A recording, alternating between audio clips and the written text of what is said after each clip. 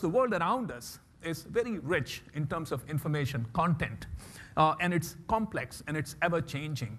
And if we didn't have a theory of the world to simplify, to filter the information that we are getting, we would be paralyzed into inaction.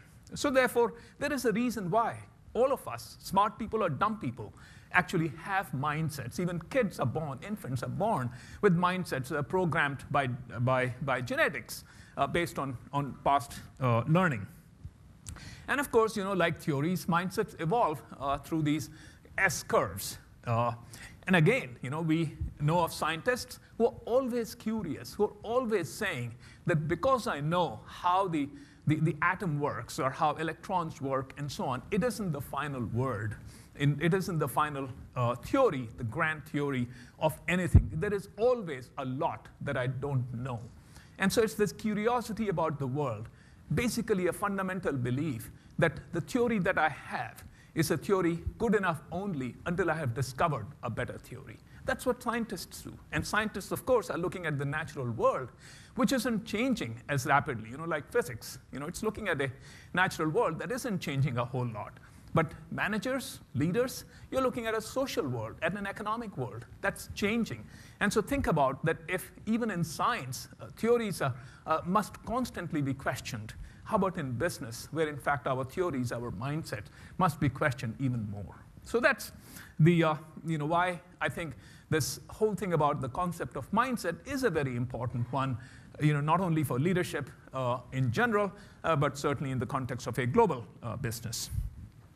Now, because we are programmed to operate in this world with theories, that mindsets are both enabling as well as crippling. I talked about how they serve as information filters. They enable us to make sense of what's going on around us. They avoid paralysis by analysis. And think about just like driving, that if we had to analyze every bit of information while driving, we would be paralyzed. And so that's an example, very simple example of what does it mean to be a sales manager, or to be an executive VP, or to be a CEO. So we operate with these mindsets. But because the mindsets are a product of our past experience, there is also a big danger that they can be crippling.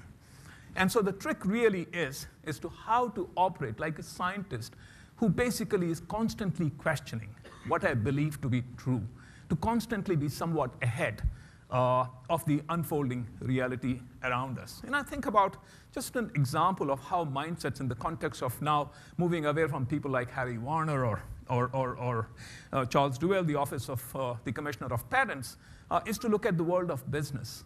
Amazing stories, It's like, look at the CEO of Chrysler. Now, it's something I don't know from firsthand, but it's been published in a report that the CEO of Chrysler went to India in 2000 and said, basically, more or less, quote unquote, it says, call me when you have built some roads.